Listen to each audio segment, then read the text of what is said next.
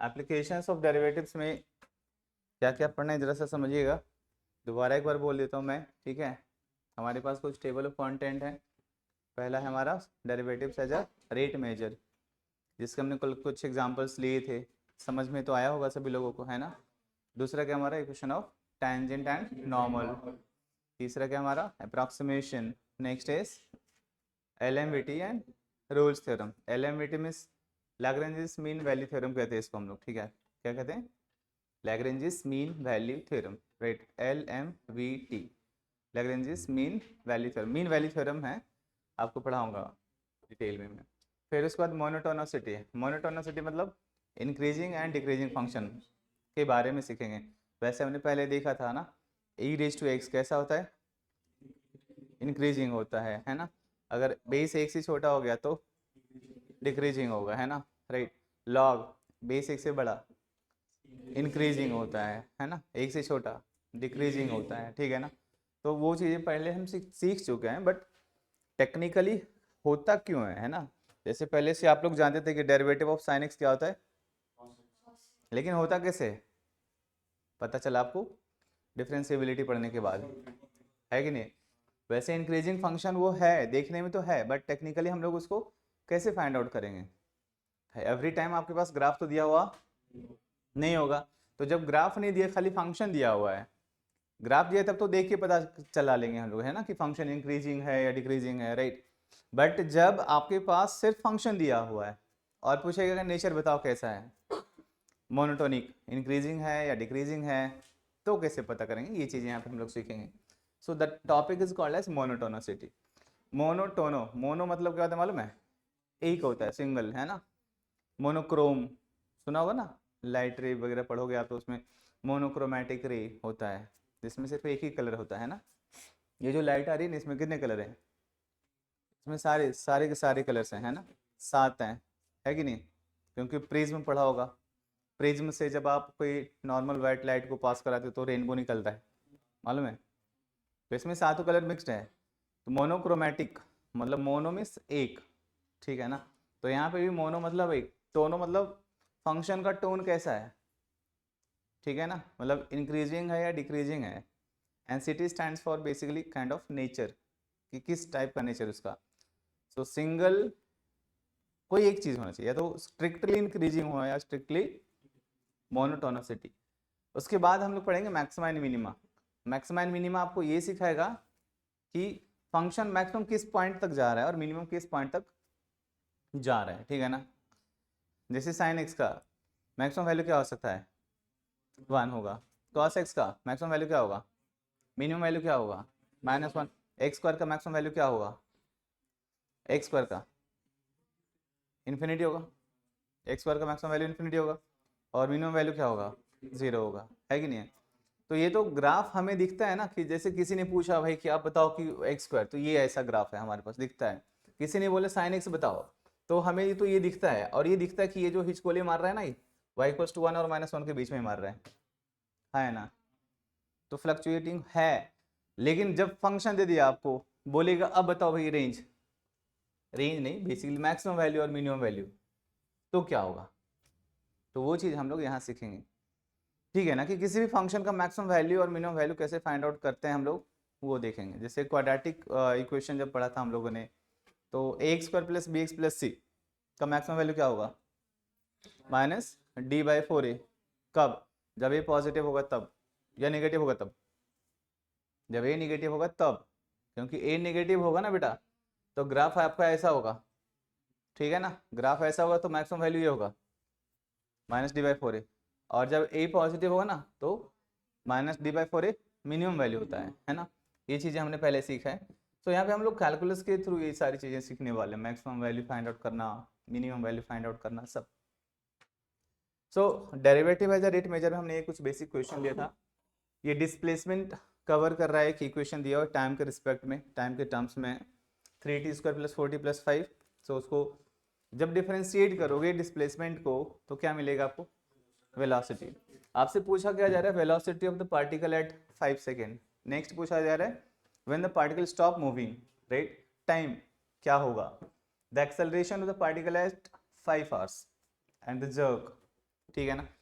So velocity is rate of change of displacement, so basically ds by dt, ds by dt is what. अच्छा आपसे क्या पूछ रहा है, at t equals to 5 seconds, तो इस वेलोसिटी को हम लोग क्या कहते हैं, किस टाइप का velocity, instantaneous velocity, right. So basically instantaneous एक पर्टिकुलर एक इंस्टेंट पे इसके लिए इंस्टैंटेनियस, ठीक है ना। सो डिफरेंशिएट कर डाला हमने, 60 माइनस 4 आगे बच्चों, और 5 सेकेंड बोल रहे हैं तो 5 रख डालिए यहाँ पे आप, है ना, 6 5 minus 4 26, right. Next is when the particle stop moving, मतलब velocity becomes 0, so ds by dt को आपको 0 करना पड़ेगा, ठीक है ना। ये देखिए यहाँ पे ना ds बाई dt को 0 करना था, हमने यहाँ पे dv बाई dt लिख लिया बाई मिस्टेक, है ना। So this would be ds by dt, ds by dt 0, so ds by dt हमारा 60 minus 4 is 0, ts 2 by 3 seconds, and acceleration था, so what is acceleration, acceleration is dv by dt, rate of change of velocity with respect to time। मतलब वापस से जो velocity वाला आया ना expression, इसको डिफरेंशिएट करोगे तो 60 माइनस 4 का डेरिवेटिव क्या आएगा, कैसा टर्म है, कांस्टेंट। तो टाइम कुछ भी रहने दीजिए, irrespective of time it will always remain constant, हाँ या ना।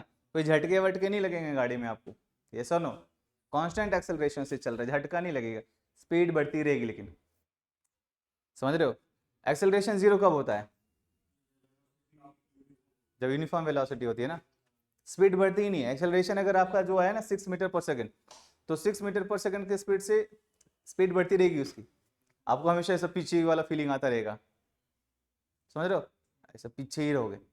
अरे गाड़ी एक्सेलरेट करते हो ना तो झटका लगता है, राइट है ना, तो वो वाला। बट एक यूनिफॉर्म स्पीड से पीछे सेम फोर्स के साथ पीछे रहोगे तुम।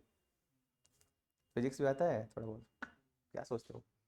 जर्क, जर्क बोले तो झटका, आओ wow, rate of change of jerk बोले तो झटका, rate of change of acceleration, that is called as झटका, झटका लगा है ना। जर्क का झटका, सॉरी जोर का झटका होता है वो जर्क मीन्स झटका, राइट। तो what is jerk, jerk is rate of change of acceleration, right. तो अब भाई सब एक्सेलरेशन 6 कांस्टेंट है, 0 होगा, तो वही बोला ना पीछे हो गए, पीछे ही रहोगे, तो झटका लग रहा है क्या, नहीं लग रहा है, आप इसी पोजीशन में जाओगे, राइट है ना। तो यहाँ पे झटके नहीं लगेंगे आपको, है ना। ये हो गया, तो एक बेसिक एप्लीकेशन आपको दिखाया मैंने, एंड वापस हमने कुछ डाउट्स लिए थे। पार्टिकल मूविंग सेम सिमिलर ये है ना, कह रहा है particle moves along the curve 6y = x³ + 2 points on the curve at which y coordinate changes 8 times as fast as x changes, y is changing 8 times faster than x। Change मतलब क्या, change मतलब delta वाली चीज, लेकिन जब वो बहुत ही small होता है तो d वाली चीज, है ना। तो rate of change of y with respect to x दिया हुआ है 8 है, हाँ है ना। So dy by dx is 8 दिया हमारे पास में, ठीक है ना, और हमारे पास कर्व दिया हुआ बच्चों, तो इसको डिफरेंशिएट करके 6 times dy by dx = 3x² आ गया। पूछ रहा है किस पॉइंट पे dy बाई dx का वैल्यू 8 होगा, क्या पूछ रहा है, किस पॉइंट पे dy बाई dx का वैल्यू 8 के इक्वल आएगा। हमने कैलकुलेशन वगैरह किया तो x का वैल्यू +-4 आ गया, ठीक है ना।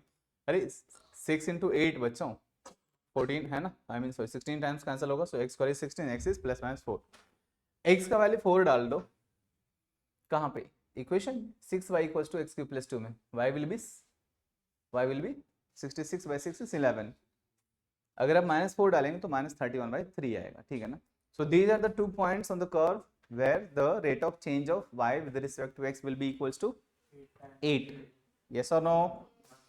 Next, spherical soap bubble is expanding so that its radius is increasing at the rate of 0.02 centimeter per second। At what rate the surface area is increasing when its radius is, right।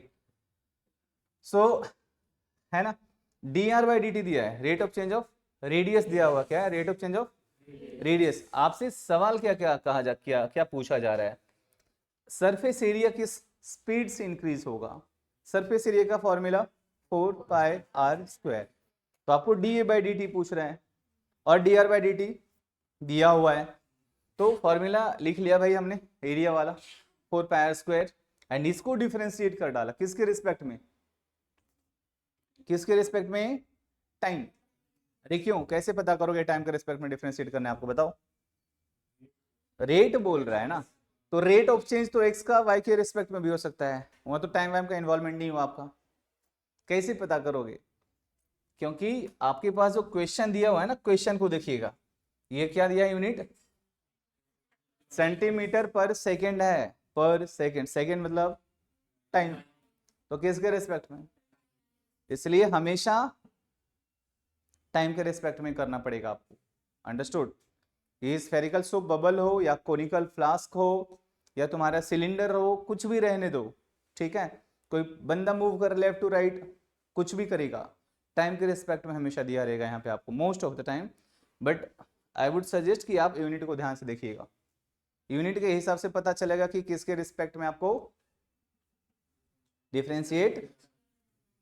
तो अच्छा sir, area लिख लिया, differentiate किया T के respect में, 4 पाई कैसा term है, constant बाहर आ जाएगा, आर स्क्वायर का डिफरेंशिएशन क्या होता है, और इनटू, क्योंकि चेन रूल लगाना पड़ेगा, डिफरेंशिएशन ले रहे भाई टी के रिस्पेक्ट में, और वेरिएबल हमारा आर है, रेडियस है ना, तो इसकी वजह से हमने D R by D T वापस डाला वहां पे। अब रेडियस कह रहा है, ये कब पूछ रहा है, जब रेडियस का वैल्यू 5 सेंटीमीटर है और D R by D T का वैल्यू 0.02 है, यस और नो, वैल्यूज रख डाले बच्चों। सो इसमें 4 pi into 2 into 5 into 0.02 calculation करके 0.8 पाई सेंटीमीटर स्क्वायर पर सेकेंड। एरिया है तो एरिया तो स्क्वायर में होगा ना, वॉल्यूम, तो जब डीवी बाई डी टी अगर निकालना होगा ना तो सेंटीमीटर क्यूब पर सेकंड। यूनिट ध्यान से लिखना, संभल के समझ के लिखना, बोर्ड एग्जाम में ना डिडक्ट कर लेता है मार्क्स, आधा मार्क्स काट लेंगे, पता भी नहीं चलेगा, तुमको लगेगा अरे मैंने तो सही से किया था, है ना, इट वॉज सीक्रेट, कहाँ गलत हुआ समझ में नहीं आया। तो भाई साहब यूनिट ध्यान से संभल के लिखना बेटा। अच्छा, ये डिफरेंशिएशन का एक डाउट था, है ना, डाउट था, स्किप करूँगा इसको, तो स्किप करता हूँ। आगे हमारा a man of height 2 meter walks at a uniform speed of 6 km per hour away from a lamp post of 6 meter high, find the rate at which the length of the shadow is increasing। ये समझ में आया था क्या, दोबारा explain करूं, जरूरत है नहीं है, जाने दीजिए फिर। टेंजेंट एंड नॉर्मल एक बार दोबारा मैं एक्सप्लेन कर देता हूं खाली, ठीक है ना, ये इंपॉर्टेंट है। आपको डेरिवेटिव है ना, तो फर्स्ट प्रिंसिपल पढ़ाया था आपको, है ना, derivative by first principle, remember कैसे लिखते हैं बेटा हम लोग, है ना, limit h tends to 0 f of x plus H minus F of X by H, right. तो ये क्या था, याद है, ये था हमारा स्लोप, था कि नहीं था। So basically derivative is nothing but the slope of the tangent. किसका स्लोप निकाला था, याद होगा आपको, लेफ्ट हैंड साइड से टेंजेंट का स्लोप और राइट हैंड साइड से टेंजेंट का स्लोप, अगर दोनों इक्वल हो जाते तो फंक्शन डिफरेंशिएबल होता है, तब जाके D Y by D X हम लोग फाइंड करते हैं। अच्छा, मतलब कभी भी जब आपसे पूछेगा कि भाई स्लोप ऑफ टेंजेंट बताओ, मतलब क्या फाइंड आउट करो, डेरिवेटिव फाइंड आउट करो, है ना, D Y by D X find out कर लो आप। तो यहाँ पे ये चीज बहुत कॉमन सी चीज है भाई, है ना, कि हमें पहले से मालूम है कि स्लोप ऑफ टेंजेंट क्या आएगा बेटा, D Y by D X आएगा, और इसको हमने एम टी से डिनोट किया है। अच्छा, उसके पहले कोई कर्व एक हमने y को एफ ऑफ एक्स ले लिया, and this is the point P, point P पे टेंजेंट इज PT, ठीक है ना, टेंजेंट एक ही जगह पे टच करेगा, दो जगह पे कभी नहीं करेगा, ठीक है ना, कर सकता है, मतलब कर सकता है, ऐसा नहीं कि नहीं करेगा, बट इस केस में नहीं करेगा। टेंजेंट दो जगह पे टच कर सकता है कि नहीं, कर सकता है, देखिए ना बता रहा हूँ, नहीं फिगर अगर, अरे मतलब ग्राफ अलग रहेगा ना, जैसे ये है हमारा,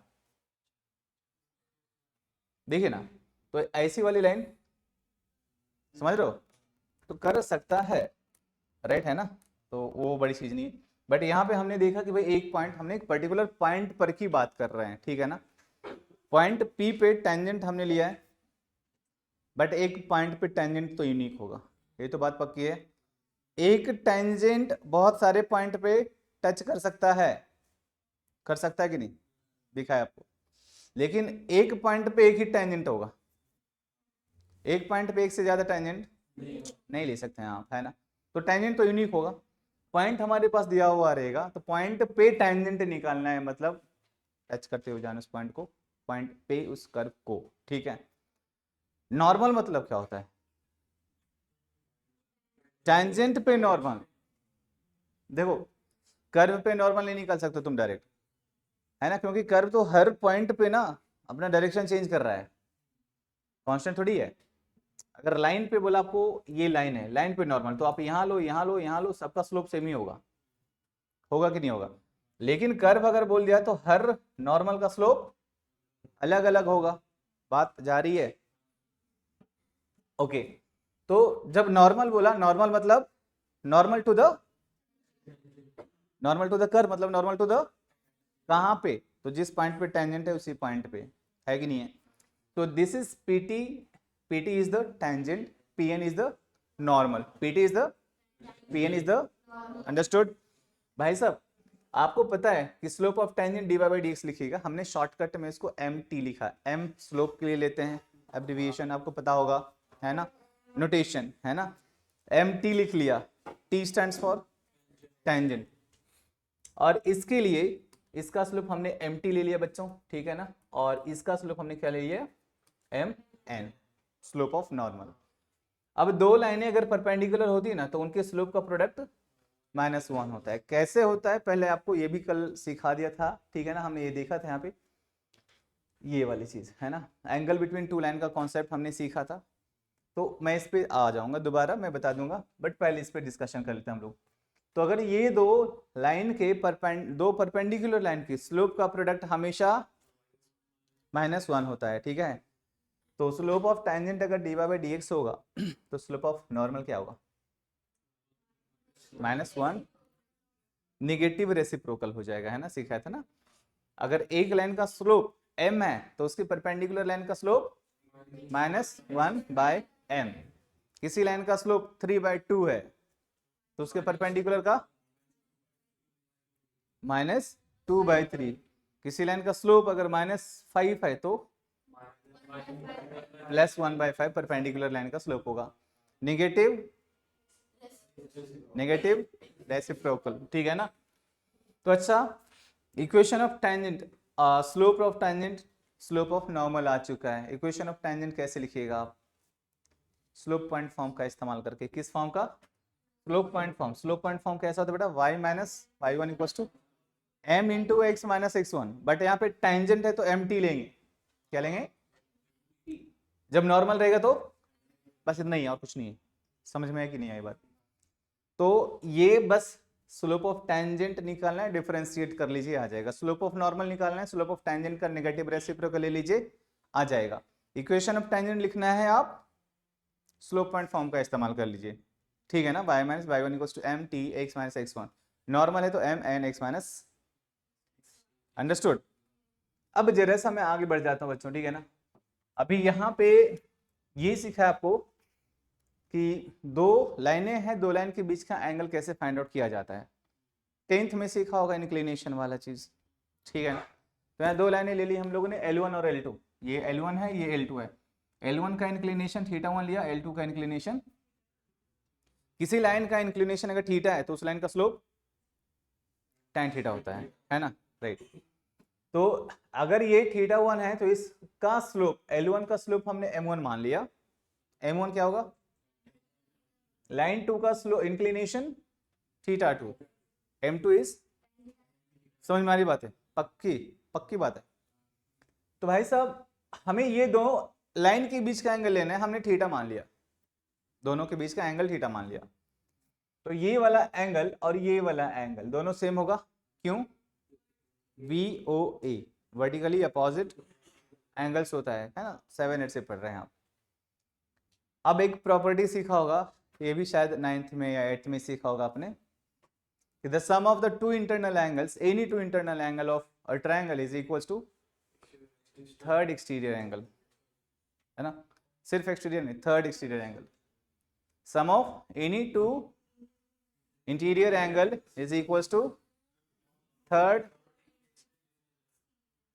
sum of two interior angle is equals to third exterior angle. So sum of two interior angle मतलब थीटा 2 प्लस थीटा, यस और नो, किसके इक्वल आएगा? So third exterior angle is theta 1, तो theta is theta 1 minus theta 2। दोनों side ten ले डाला, क्या ले डाला? tan theta. अच्छा tan theta equals to tan theta 1 minus theta 2, तो tan theta 1 minus tan theta 2 कैसे आएगा? tan theta 1 minus tan theta 2 upon 1 minus, आएगा ना? अब बताओ यार, tan थीटा 1 क्या है बेटा हमारे पास? m1 है, और tan थीटा 2 क्या है? तो मतलब ये नहीं हो जाएगा m1 minus m2 by 1 plus, होगा ही नहीं होगा? ऑल ऑफ यू क्लियर है? लास्ट बेंच, ठीक है ना? हाँ फाइन, सबको क्लियर है ना? राइट। सो अभी यहाँ पे ना मॉड डाला है, मॉड क्यों डाला है? सवाल ये है मॉड क्यों डाला है? एक्यूट एंगल फाइंड आउट करते हैं, क्या करते हैं हम लोग? Acute angle, acute angle first quadrant में होता है, और फर्स्ट क्वाड्रेंट में tan थीटा, इसलिए अगर भूल चूक से गलती से कैलकुलेशन में अगर नेगेटिव आ गया, मॉड डाल लो, पॉजिटिव आ जाएगा। आएगा कि नहीं आएगा? मंझे का है मतलब क्या? मतलब tan थीटा हमेशा पॉजिटिव रहेगा। tan थीटा हमेशा पॉजिटिव रहेगा मतलब क्या? वो फर्स्ट क्वाड्रेंट का एंगल है तो हमेशा पॉजिटिव ही होना चाहिए। सेटिस्फाई कर गया, गया है ना? समझ में आ रही बात? सो मॉड क्यों डाला जाता है, इसके पीछे का रहस्य समझ में आ गया? कोई रहस्य नहीं, कॉमन सेंस है, बट किसी महान इंसान ने कहा है common sense is not so common. मराठीमध्ये कॉमन सेन्स कॉमन नसतो, पण प्रत्येक व्यक्तीला असतो, असतो नाही कळले? डेप्थ होता सेंटेंस मध्ये, डेप्थ होता। आओ इधर अभी आगे, ठीक है ना? अब सुनिएगा, दो केसेस लेते हैं इसमें। पहला केस लेते हैं पैरेलल लेंस का, दूसरा केस लेते हैं परपेंडिकुलर लेंस का। लेंस पैरेलल होंगे मतलब दोनों के बीच का एंगल 0 होगा, दोनों का इंक्लिनेशन सेम होगा, दोनों के बीच का एंगल सेम नहीं होगा। अगर लाइंस पैरेलल है मतलब थीटा विल बी 0 और पाई, या तो 0 या पाई होगा ना, या दूसरी तरीके से आपको दिखाया था कि इंक्लिनेशन सेम हो जाएगा, ये वाला इंक्लिनेशन सेम हो गया मतलब tan theta 1 equals to tan theta 2 हो गया, मतलब m1 इक्वल्स टू m2 हो गया। या तो अगर थीटा 0 हो गया या पाई हो गया तो tan 0 इज 0, तो 0 into denominator will be 0, so m1 minus m2 equals to 0, so m1 equals to, समझ रहे हो ना? हाँ, और अगर 90 डिग्री हो गया है ना, परपेंडिकुलर मतलब ये ऐसा है ना, 90 डिग्री, 90 डिग्री, तो 90 डिग्री मतलब tan 90 मतलब अनडिफाइंड, मतलब k बाई 0 का फॉर्मेट आएगा, मतलब कंपेयर कर डालोगे अगर तो 1 प्लस m1 m2 को 0 होना पड़ेगा, m1 m2 होना पड़ेगा, m1 equals to minus one by m2 हो जाए, और m2 equals to minus one by m1 हो जाएगा, ये सुनो, मतलब दो लाइनें हैं m1 L1 L2, उनका स्लोप m1 m2, तो दोनों का स्लोप एक दूसरे का नेगेटिव रेसिप्रोकल होगा, ये सुनो, बातें समझ में आई? अच्छा, फिर हमने इक्वेशन ऑफ टेंजेंट वगैरह सीखा था, equation of tangent and normal इस कर्व पे निकालना है, कुछ नहीं किया, यहाँ पे x इक्वल्स टू 2 लिया था हमने, है ना? तो बेटा x इक्वल्स टू 2 पे सिंपल काम किया हमने, इसको डिफरेंशिएट कर डाला पहले, डेरिवेटिव लेंगे तो स्लोप ऑफ टेंजेंट आएगा, तो डेरिवेटिव क्या आएगा? 2x माइनस 1 आएगा, 2 रख डालो बेटा तो स्लोप ऑफ टेंजेंट 3 आएगा, ठीक है ना? नॉर्मल का स्लोप नेगेटिव रेसिप्रोकल हो जाएगा, सो माइनस 1/3 आएगा, ठीक है ना? At x equals to 2, y का वैल्यू क्या होगा? डाल दीजिए यहाँ पे, 4 माइनस 2 प्लस 2, 4 ही आएगा, आएगा ना? तो x 2 y 4, मतलब पॉइंट ऑफ कॉन्टैक्ट क्या होगा? 2,4 होगा, है ना? तो equation of tangent slope point form का इस्तेमाल करते हैं, y minus y1 equals to m, और mt क्या है हमारे पास? 3 है, रख डाला, सिंप्लीफाई करके 3x minus y minus equal to 0 आ गया, ठीक है ना। नॉर्मल के लिए हम बस format will remain same exactly as it is, but फर्क क्या होगा, एम टी की जगह राइट। तो ये जो 3 था यहाँ पे -1/3 आएगा, सिंप्लीफाई करके x + 3y माइनस आ गया, ठीक है ना। क्लियर है सभी लोगों को। अगला प्रश्न है हमारा, टेक्स्ट बुक में से था बच्चों, ठीक है ना। कह रहा है find the point on the curve this where the tangent is perpendicular to the line 6x + 3y - 5, ठीक है ना। किसी भी लाइन का इक्वेशन अगर स्टैंडर्ड फॉर्मेट में ax + by + c = 0 लेते हैं, है ना, तो उस लाइन का स्लोप क्या होता है, -a/b होता है। तो -a/b यहाँ पे अच्छा लिखा हुआ है आपके लिए, तो यहाँ पे स्लोप क्या आएगा इसका, -6/3 मतलब -2 आएगा, ये कोऑर्डिनेट के हिसाब से। कोऑर्डिनेट ज्योमेट्री में डायरेक्ट आपको पढ़ाऊंगा, बट यहाँ पे भी अगर हम लोग डायरेक्टली डिफरेंशिएट करके भी करते हैं तो कैलकुलस के हिसाब से भी हो जाएगा। देखो मैथ्स की खूबसूरती पता है क्या है, ट्रिगोनोमेट्री के थ्रू जाओ, कोऑर्डिनेट के थ्रू जाओ, कैलकुलस के थ्रू जाओ, अलजेब्रा के थ्रू जाओ, लेकिन कैसे भी जाओ, रुके मत रहो, हर जगह से ना सेम कंक्लूजन पे पहुंचोगे, रिजल्ट सेम ही आएगा, तरीके अलग लेकिन समझ रहे हो। तो इतना खूबसूरत सब्जेक्ट कोई है क्या, हो ही नहीं सकता है, बता रहा हूं मैं आपको। तो भाई यहाँ पे स्लोप क्या आ गया हमारा, -2 आ गया। अब क्या बोल रहा है बेटा, ये किसका स्लोप आया, इस लाइन का स्लोप आया, लेकिन जो टेंजेंट है इस लाइन पे, है ना, राइट है, तो ये इस लाइन का स्लोप आया, तो टेंजेंट का स्लोप क्या होगा, नेगेटिव रेसिप्रोकल इसका होगा। और स्लोप ऑफ टेंजेंट कैसे लिखा जाता है, dy/dx, राइट। dy/dx क्या आएगा, तो डिफरेंशिएट कर डाला, इसका डेरिवेटिव 1/2√x-3, और स्लोप ऑफ टेंजेंट हमारे पास हाफ है बच्चों, ठीक है ना। इक्वेट कर डाला, यहां से x का वैल्यू 4 आ गया, x का वैल्यू 4 रख डालिए आप y में, इक्वेशन में क्या आएगा, 1 आएगा। So point is 4,1। So at this point the slope of the tangent will be, I mean the tangent will be perpendicular to the given line. Yes or no? अगला सवाल है एक क्यूब का था भाई, है ना। कह रहे volume of a cube is increasing at the rate of 8 centimetre cube per second, how fast is the surface area increasing when the length of an edge is 12 centimetres, right. So dv/dt आपके पास दिया हुआ है। Volume of cube कैसे लिखा जाता है, ए cube, differentiate किसके respect में करना होगा आपको, टाइम, बिकॉज दिया हुआ है हमारे पास किसके रिस्पेक्ट में, सेंटीमीटर क्यूब पर सेकेंड दिया हुआ है ना। सो dv/dt इज 3a² × dA/dt, तो dv/dt इज 8, तो ये 8 हमने यहाँ पे रख डाला बेटा, ठीक है ना। तो 8 और 3 × a का वैल्यू क्या हमारे पास 12 दिया, सो 12 × 12 dA/dt, ये dA/dt यहाँ से कैलकुलेट कर लिया। हमें पूछ क्या रहा है, rate of increase of surface area, तो सरफेस एरिया का फॉर्मूला 6a² dA/dt इज 12 है इंटू dA/dt, dA/dt का वैल्यू यहाँ से पुट कर डाला, हमारे पास आंसर आया, ठीक है ना। यस और नो, क्लियर है। अब इसके बाद angle of intersection of to curves, दो कर्व का एंगल ऑफ इंटरसेक्शन, दो कर्व का एंगल ऑफ इंटरसेक्शन मतलब क्या, दोनों कर्व के पॉइंट ऑफ इंटरसेक्शन पे टेंजेंट्स के बीच का एंगल, यस और नो। ये वाला चीज मैं यहाँ पे जरा लिख दे रहा हूं बच्चों, ठीक है ना, एंगल बिटवीन टू कर्व्स, है ना, angle between two curves means what, the angle between the tangents, angle between the tangents where at the point of intersection of the two curves,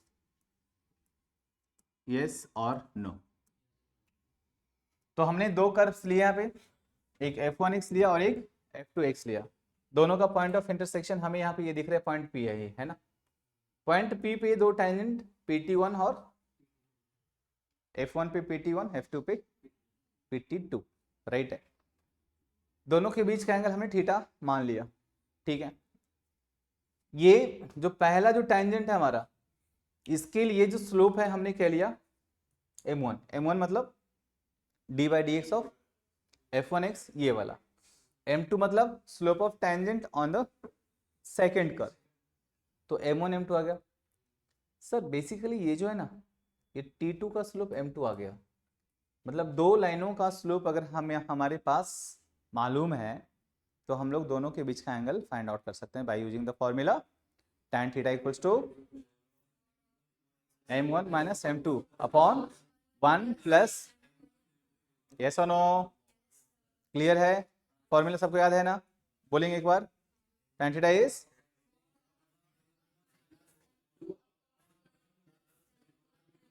very good. Mod क्यों डालते बच्चों? क्योंकि oh my God, आप तो सब जानते हैं यार, अच्छी बात है, ठीक है ना? समझ में आई कि नहीं आई बातें? अब बताइएगा, आगे बढ़ेंगे थोड़ा सा, या इस पे एक एग्जांपल लूं पहले, ले लें? चलो कि एग्जांपल लेते हैं पहले, है ना? एक सवाल ऐसा है भाई, है ना, लेते हैं कोई तो एक एग्जांपल, हम लोग रैंडमली लेते हैं, ठीक है ना? एग्जांपल कह रहा है बेटा, find the angle of intersection, angle of intersection of the curves y equals to x square and x equals to y square। ये लीजिए, दो कर्व्स हैं हमारे पास, ठीक है ना? y equals to x square है और x इक्वल्स टू, एक बड़ा स्टैंडर्ड सा कर्व लिया हमने ये दो, ठीक है ना? आपको y equals to x square का कर्व कैसा होता है मालूम है? हाँ जी, पैराबोला होगा ना, कुछ यूं होगा, ये सो नो। और ये तो हो गया y equals to x square, और x square equals to y का कर्व कैसा होगा? ऐसा होगा? नहीं समझ रहे हो? अरे भाई, आपको ये चीज तो बताया होगा ना बेटा, कि जब स्क्वायर एक्स में होगा तो सिमेट्री वाई एक्सिस के अलॉन्ग होती है, पता है ना? और जब स्क्वायर वाई में होगा तो सिमेट्री एक्स के अलॉन्ग होगी। मुझे आशा है आप सभी लोगों को ये चीज मालूम होगा, है कि नहीं? ये वाई एक्सिस है बेटा, ये एक्स एक्सिस है, ये कर्व कौन सा हमारा? सिमेट्री अबाउट एक्स, मतलब ये y इक्वल्स टू, सॉरी उल्टा बोल दिया मैंने, x equals to y square रहेगा, है ना? x equals to y square, या फिर y square equals to parabola का जो स्टैंडर्ड इक्वेशन है ना, Y square equals to 4ax होता है, आगे पढ़ोगे आप, ठीक है ना? तो हम लोग हर फंक्शन को y के फॉर्म में लिखते हैं, तो मैं y square equals to x लिख लेता हूँ इसी में, ठीक है ना? और ये क्या बेटा, y equals to x square. तो ये दोनों कट कहाँ कर रहा है? इस पॉइंट पे कट कर रहा है ना? तो सबसे पहला काम क्या होगा आपको? Point of intersection find out करना। टेंजेंट कहाँ पे निकालोगे? जहां पे कट कर रहा है। कट कहाँ पे करेगा? Point of intersection. कट कहाँ करेगा मतलब पॉइंट ऑफ इंटरसेक्शन? कैसे निकालोगे? टाइम कहाँ आ गया बीच में? अबे दोनों को सॉल्व कर लो यार, लाइनें सॉल्व करते हो, दो लाइनें सॉल्व करते हैं हम लोग, क्या निकलता है? लाइनों का पॉइंट ऑफ इंटरसेक्शन, यस और नो? दो लाइंस को सॉल्व करेंगे, पॉइंट ऑफ इंटरसेक्शन आएगा ना? तो दो कर्व इंटरसेक्ट कर रहे हैं एक दूसरे को, तो क्या मिलेगा उनका? Point of intersection. मतलब दो कर्व का अगर पॉइंट ऑफ इंटरसेक्शन फाइंड करना है तो क्या क्या करो? उनको सॉल्व कर डालो। हाँ तो चलो सॉल्व करते हैं हम लोग। तो बेटा y equals to x square है और यहाँ पे y square equals to x है, तो सॉल्विंग दीज टू, है ना? सॉल्विंग कौन कौन सा भाई? y equals to x square and y equals to y square equals to x. एक काम करिए, y की जगह एक्स स्क्वायर इसमें डाल लीजिए, ठीक है ना? ये वाला इसमें डाल लीजिए, तो क्या आएगा बच्चों? एक्स रेज टू 4 चलेगा? हाँ है ना? ध्यान से देखिएगा, कुछ कॉमन दिख रहा है? क्या आएगा? 0 आएगा। एक्स क्यूब माइनस 1 सुना है कुछ फैक्टराइजेशन? कैसा होता है? Yes, very good. सब लोग जानते हैं यार आप लोग। तो यहाँ से x की वैल्यूज क्या क्या आएंगे आपके पास, यहां से आएगा 0, यहां से आएगा 1, और यहां से क्या आएगा मालूम है, ओमेगा और ओमेगा स्क्वायर आता है। क्यूब रूट्स ऑफ इनफिनिटी सिखाया है, कॉम्प्लेक्स नंबर पढ़े हैं, भूल गए। 1 plus x square equal to 0 कभी भी होता है ना, तो ओमेगा और ओमेगा स्क्वायर आता है, ठीक है। तो हमें लेकिन इसमें कोई इंटरेस्ट नहीं है, क्यों नहीं है भाई, क्योंकि ये कैसे रूट्स हैं, कॉम्प्लेक्स रूट्स हैं। हम बात कहां पे कर रहे हैं, रियल एक्सिस की बात कर रहे हैं, ठीक है ना, तो इसमें कोई इंटरेस्ट नहीं है। तो बच्चों जरा देखिएगा कितने जगह पे कट कर रहा है एक दूसरे को, 2 जगह कट कर रहा है, एक एक्स का वैल्यू, एक एक्स का वैल्यू, समझिएगा ध्यान से। जब x का वैल्यू 0 लेंगे तो y का वैल्यू भी 0 आएगा। ओ मतलब ओरिजिन पे कट गया है ना। जब x का वैल्यू 1 लीजिएगा तो y का वैल्यू भी मतलब 1 पे कट गया, हाँ है ना, क्लियर। चलो अभी इनके बीच का एंगल हमें निकालना है बच्चों, ठीक है ना। तो अच्छा एक एंगल निकालने की आवश्यकता नहीं है, कौन सा एंगल, तो ये वाला एंगल।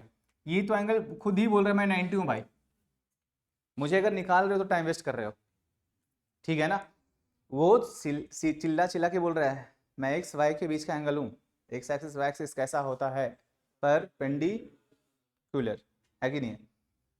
अच्छा जी, तो ये तो 90 डिग्री हो गया।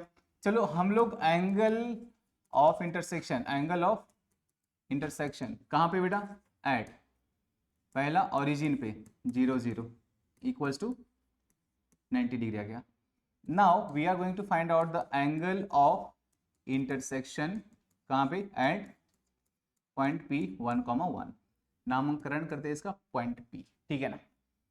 सो चलो स्लोप m1 लिखते हैं, m1 इज d/dx ऑफ किसका, एक्स स्क्वायर, समझ में आ रही बात।